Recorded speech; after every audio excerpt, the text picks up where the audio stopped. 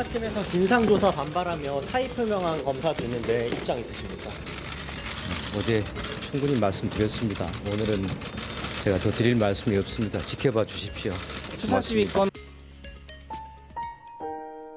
아무리 그래도 검찰총장인데 조사 시작 10시간 뒤에야 알리는 건 너무하지 않냐. 패싱 논란이 꺼지지 않고 있습니다. 이 패싱의 이유, 김건희 여사의 이런 요구 때문이었다고 합니다. 조사 사실이 외부로 노출되면 조사 계속 못 받는다라고 했다는 겁니다. 그래서 수사팀이요, 핸드폰을 제출하고 수사를 진행했다고 합니다. 이 핸드폰이 없으니 검찰총장에게 보고할 수가 없었고 그래서 보고가 늦어졌다는 거죠. 핸드폰이 없어서 연락을 못했다는 검사들, 과연 정당한 조사 방식이었는지는 물음표가 생깁니다. 자, 민주당에서는요, 검사들이 김 여사를 소환한 게 아니라 김 여사가 검찰을 소환했다라는 풍자까지 나왔습니다. 그런데 지금 검사들이 휴대폰까지 다 제출하고 수사에 들어갔다는 거잖아요. 이거 정상적으로 보이세요? 경호처가 그 경호를 하고 있는 안전가옥에서 이 조사를 받았다는 거 아닙니까? 그런데 검찰은 이 거대한 권력 앞에서는 저렇게 순한 양이 된다는 것을 온 국민이 이제 알게 된 거잖아요. 그런데 그 조사가 제대로 됐을 리가 없다라는 생각에 이르게 되는 거죠. 그러니까 한마디로 비공개 출장, 국민들 시각에서는 이건 도둑조사 같은 거고, 피의자가 큰 소리 치면서 이 조사받고 있는 게 알려지면은 조사 안 받을 거야, 이렇게 얘기할 수 있는 피의자는 대한민국에 김건희 여사 한 사람밖에 없다는 생각이 들거든요. 예. 그런데다가 검사들이 누구를 조사하거나 수사하면서 본인들의 핸드폰을 제출해가면서 한 그런 전례가 있었나요? 그러니까 그걸 보면서 결과적으로는 어떤 이 수사 결과를 검찰이 내놓는다 할지라도 절대로 신뢰할 수 없는 그런 지경에 이르게 된 거죠. 그리고 애초에 전당대 한참 진행 중일 때 초반에 쳐져나왔던 여사의 5번에 걸친 문자, 나 정말 사과하고 싶다, 허락해주면 사과하겠다라고 했던 것에 대한 진정성은 제로였구나 라는 것을 우리가 다시 한번 깨닫게 되는 거죠. 그 점에 있어서는 한동훈 후보가 잘 판단했던 것 같아요. 정말 진정성이 있다면은 당당하게 검찰 조사 받겠다. 그리고 이거조차도 대면 조사 받겠다라고 한 것도 마치 김건희 여사의 엄청난 결단인 것처럼 얘기가 나오지 않았습니까? 그런데 이렇게 몰래 숨어서 검찰들은 핸드폰이 여기 있습니다 하고 다 제출하고 나서 이걸 조사를 했다? 정말 국민들이 이원석 총장이 얘기했던 특혜도 성역도 없다는 이야기를 어디까지 믿어야 될지도 모르겠고요. 물론 총장이 패싱 당했다고 합니다마는 지난 2년간 총장은 뭐 했는지도 본인이 얘기해야 됩니다. 총선 이후에 5월 달에 갑자기 이걸 수사하겠다라고 나온 것도 명품백 작년 11월에 이 사건이 불거진 것인데 동영상이 다 보여지고 국민 앞에 공개가 되고, 그런데 그동안에 뭐 하다가 총선 참패 이후에 나온 것도 총장이 뭐 패싱 당했다, 뭐 이렇게 하면 안 된다 격노한 것도 우스워 보여요. 사실은 다 마찬가지로 보이거든요. 그래서 이런 점에서 검사들이 저렇게 어처구니 없는 모습을 보이는구나. 검찰청은 안전한 장소가 아닌가요? 경호상 안전한 장소를 찾다 보니까 그렇게 했다는 것인데 그것도 믿을 수가 없고, 수사를 뭐 새벽 1시 20분까지 뭐 11시간, 12시간 받았다는 것도 정말 그 긴 시간 동안 제대로 했을까라는 거에 대해서도 의구심이 들 수밖에 없는 것을 스스로 검찰과 대통령실이 만들어내고 있다고 생각합니다. 네. 검찰청에 기자들은 좀 많습니다. 안전은 하죠. 네. 검찰 시절에 휴대전화를 제출을 하고 수사를 하러 가신 적이 있으세요? 아니면 그런 검사들을 보신 적 있으세요? 검사가요? 예. 저는 그런 경우는 듣도 보지도 못했습니다. 듣도 보도 못했다. 예. 예. 그거는 오히려 글쎄요.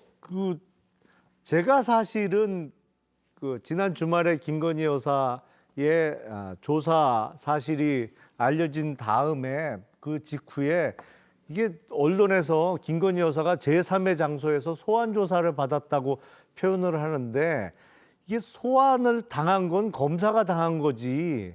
이게 대통령실의 경호처 부속 건물, 네. 그 청와대 근처에 창성동에 있는 건물에서 조사가 이루어진 거잖아요. 그러니까 아주 쉽게 표현하면 조사 받는 분이 남편 회사로 검사들을 불러들인 거예요. 네. 그렇잖아요. 대통령실 경호처 부속 건물이니까.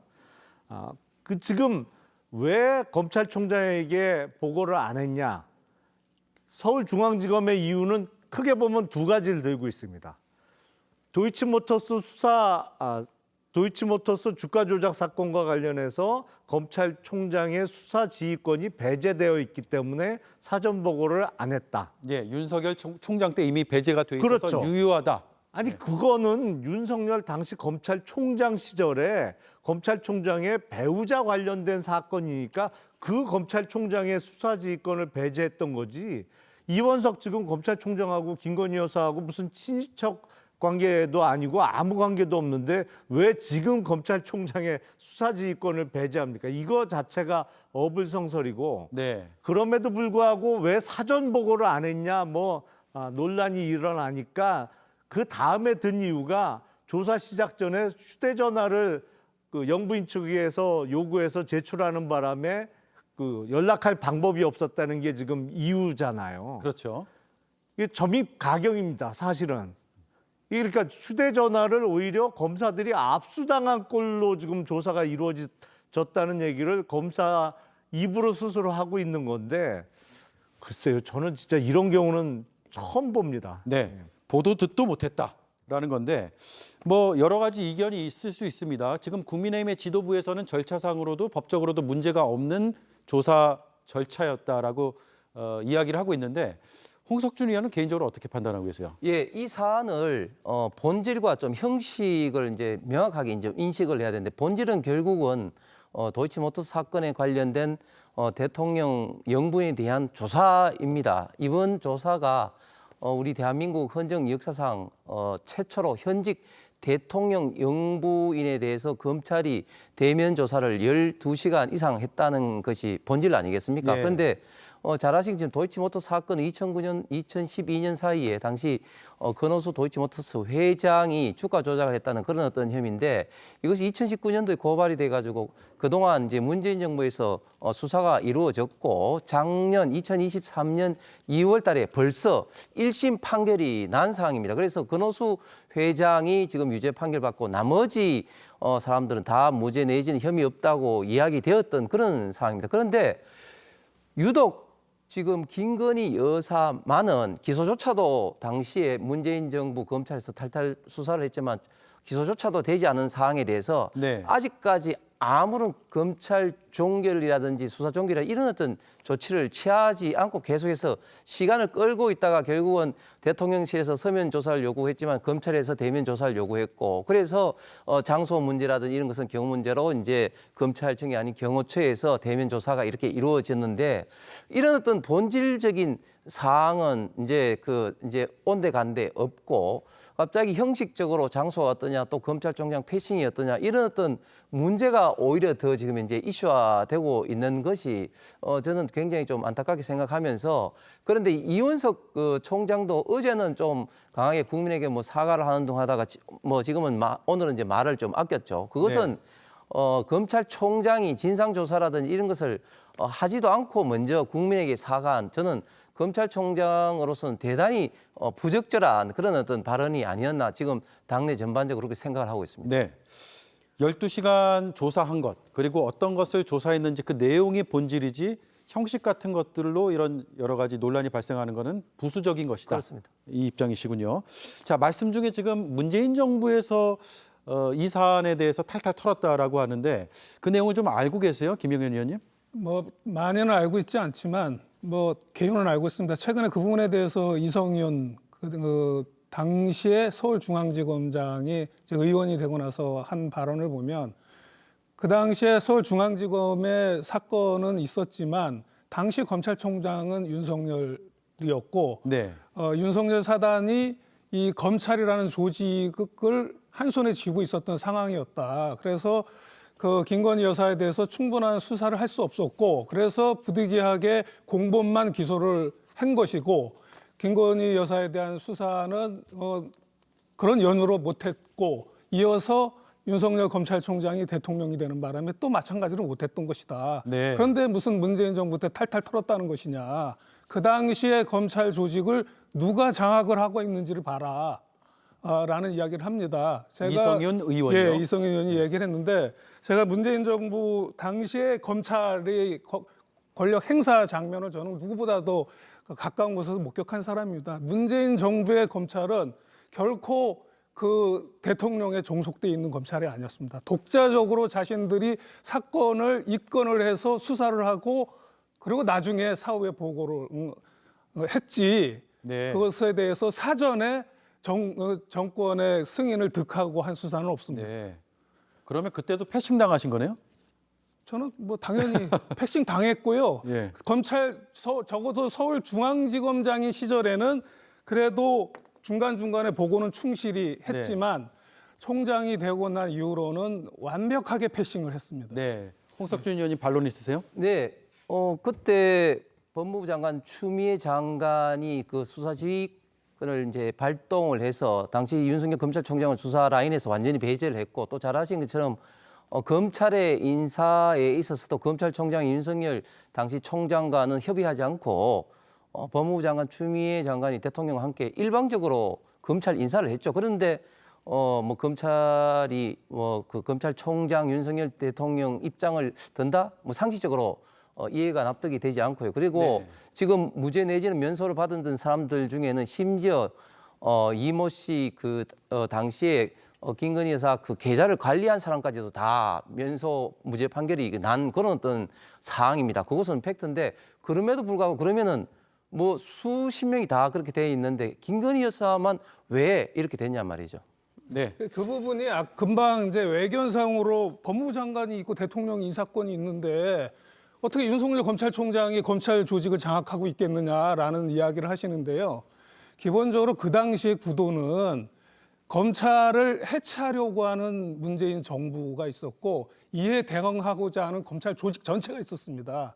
그렇기 때문에 인사권은 대통령이나 법무부 장관이 쥐고 있었을지언정 일선 검사들은 완벽하게 자신들의 이익을 위해서 그 복무를 했다는 것이죠. 예. 그 점을 생략을 하고 인사권만을 이야기를 하면은 사안의 본질을 가리는 발언입니다. 요즘처럼 그때도 검찰이 굉장히 시끄러웠던 걸로 기억하고 일선 검사들이 내부망에 매일같이 글을 올리는 사태도 벌어졌던 걸로 기억합니다. 최근에는 그런 글은 올라오지 않는 것 같고요. 그것이 바로 대표적으로 이 검사들의 집단이 얼마나 자신들의 조직 이익을 위해서 충실히 복무하고 있는지를 나타내주는 아주 상징적인 일입니다. 김용남 의원님 검사 출신인데 한 말씀 드려야겠는데 문재인 정부에서 검찰을 해체하려고 했다? 뭐 그러려고 했는지는 모르겠습니다만 2017년도 대선에서 문재인 대통령이 당선된 이후에 거의 만 2년 넘도록 이른바 적폐 수사를 했잖아요. 지난 정권에 대한 온갖 수사를 하고 수백 명이 조사를 받고 수십 명 이상이 징역을 갔습니다만 그때 문재인 정부에서 검찰을 어마어마하게 이용했거든요. 그래서 그때 이른바 검찰의 특수부도 인원이 대폭 늘어났어요. 문재인 정부에서. 그러니까 문재인 정부에서 지난 정권 아니면 정적을 공격하는데 검찰을 그렇게 몇 년 동안 시컨 이용하다가 갑자기 이제 적폐 수사 끝난 다음에 해체하겠다고 나서는 것 자체가 모순된 거였고 그렇게 힘을 잔뜩 실어주고 나서 갑자기 해체하겠다고 하는 게 앞뒤가 안 맞잖아요. 네. 지금 말씀하신 것은 현상을 말씀하신 거예요. 본질은 아까 적폐 수사를 마치 문재인 정부가 사주해서 검찰이 한 것처럼 말씀을 하시는데 본질은요 자가 발전입니다. 검찰이 살기 위해서 그 전 정부 수사를 그들이 캐비넷에 갖고 있던 것을 문제 삼고 수사를 한 것이고 이른바 다스 사건 말씀하신 거죠? 그것을 문재인 정부가 하지 말라고 할 수는 없지 않겠습니까?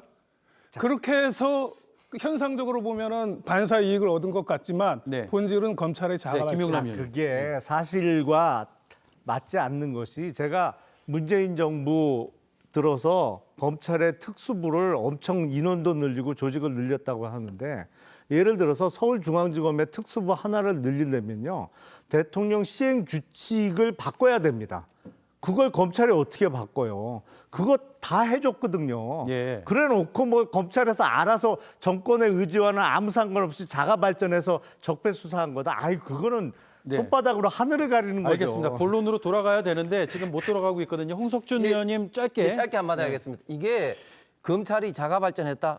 이거는 손바닥으로 하늘을 가리는 일이죠. 당시에 문재인 대통령이 취임하면서 뭐라고 했습니까? 일성이 적폐청산이었고 그것이 당시에 대통령실에 임종석 실장을 중심으로 해서 국가 차원의 어떤 적폐청산위원회가 이루어졌을 뿐만 아니라 중앙부처는 각 부처 그리고 심지어 언론 KBS라든지 MBC라든지 이런 기관 내에도 뭐 진미라든지 이런 적폐청산 관련된 위원회가 있을 정도로 국가적으로 문재인 정부에서 이루어진 것이고 그것을 검찰이 수단으로 이용되었지 검찰에서 자가 발전했다. 이것은 도저히 네. 말이 안 되는 이야기입니다. 자, 이 이슈가 지금 본론은 아니었는데 굉장히 뜨거워져서 좀 더 들어봐야 될 것 같거든요. 김유정 의원님. 네, 그래서 결론은 저는 검찰 개혁이나 뭐나 이런 거를 다 떠나서요.